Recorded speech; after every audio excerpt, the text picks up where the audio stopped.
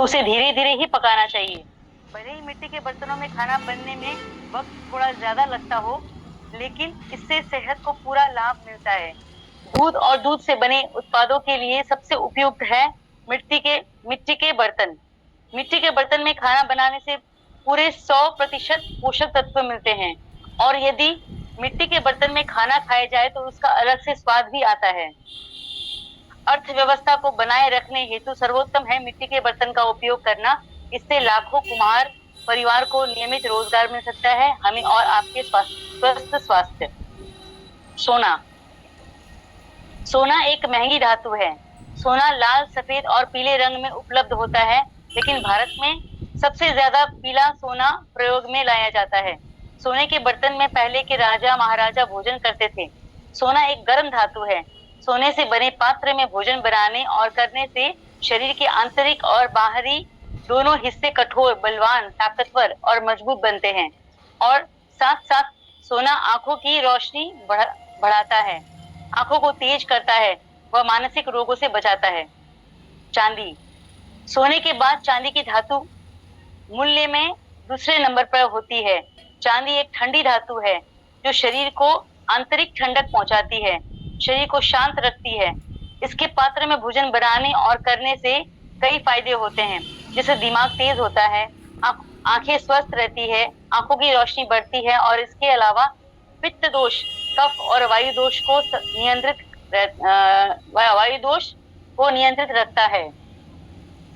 मेरे स्मरण अनुसार शादी में गरीब से गरीब परिवार चांदी का एक कटोरा या कटोरी जरूर देते हैं, कारण गर्भावस्था में चांदी के बर्तन में ही दही खाना गर्भावस्था में अत्यधिक स्वास्थ्यवर्धक होता है।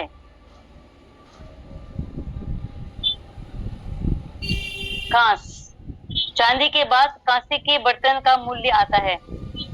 ये चांदी से थोड़ी सस्ती होती है और इसके बर्तन का प्रयोग मध्यम वर्गीय परिवार में अधिक होता है। खासकर गांव में मेहमान नवाजी के लिए इन्हीं से बने पात्र में भोजन परोसा जाता है। इसके बने पात्र में खाना खाने से बुद्धि तेज होती है, रक्त में शुद्धता आती है, रक्त पित्त शांत रहता है और भूख बढ़ती है।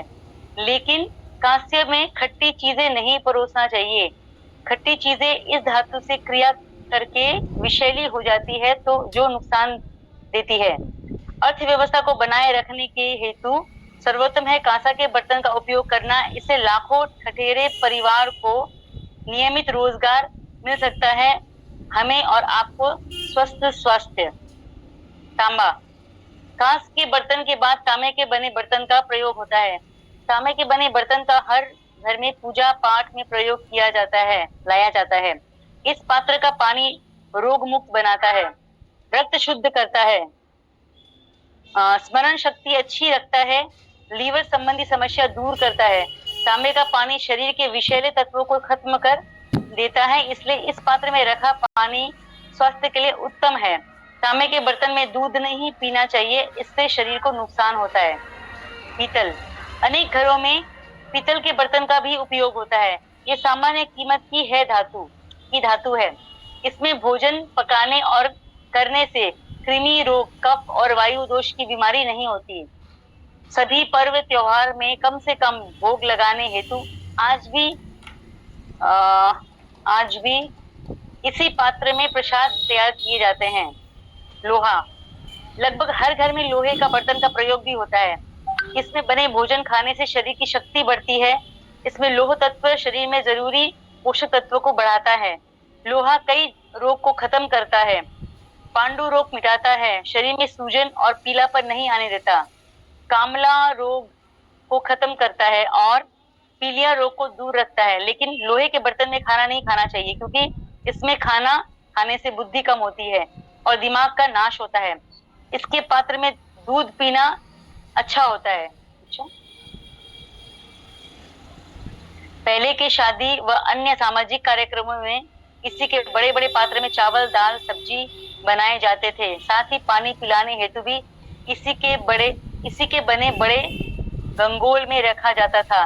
मेरे याद अनुसार जो आज खत्म हो चुका है आधुनिकता के कारण, इसीलिए आज के समारोह के भोजन को ग्रहण कर अस्वस्थ भी हो रहे हैं। स्टील। वर्तमान समय में स्टील के बर्तन का उपयोग कुछ ज्यादा होता है। ये बहुत सुरक्षित और किफायती होता है। स्टील के बर्तन नुकसानदेह नहीं होते क्योंकि ये ना ही गर्म से क्रिया करते हैं और ना ही अम्ल से, इसलिए नुकसान नहीं होता। इसमें खाना बनाने और खाने से शरीर को कोई फायदा नहीं पहुंचता तो नुकसान भी नहीं होता। एल्युमिनियम एल्युमिनियम बॉक्साइट का बना होता है। इसमें बने खाने और शरीर को सिर्फ नुकसान होता है। ये आयरन और कैल्शियम को सोखता है, इसलिए इसमें बने पात्र का उपयोग नहीं करना चाहिए। इससे हड्डियां कमजोर होती है, मानसिक बीमारियों होती है, लीवर और नर्वस सिस्टम को क्षति पहुंचती है। उसके साथ साथ किडनी फेल होना, टीबी, अस्थमा, दमा, वात रोग, शुगर जैसी गंभीर बीमारियां होती है। इन बीमारियों का जड़ से इलाज नहीं हो पाता, इसलिए अंग्रेज जेल के कैदी को इसमें खाना परोसा करते थे। इन सब बर्तनों में खाना पकाने और खाने से कुछ फायदा और कुछ नुकसान होते हैं, जिससे हमारे स्वास्थ्य पर असर पड़ता है। इसलिए इन सारी बातों को ध्यान में रखकर खाना पकाने और खाने के लिए सही बर्तनों को चुनिए।